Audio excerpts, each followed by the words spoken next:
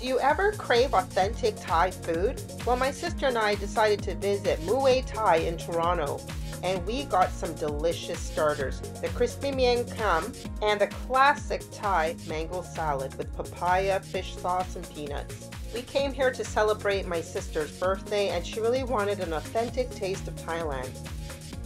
And that's exactly what she got. It really reminded her of her trip to Thailand and all the wonderful food she had while she was there.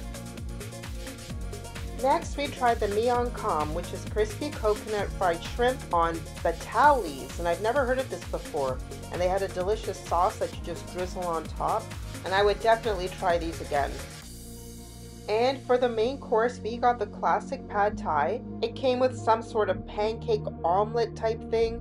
My goodness, it was amazing. It had seafood in it, I think some mushrooms.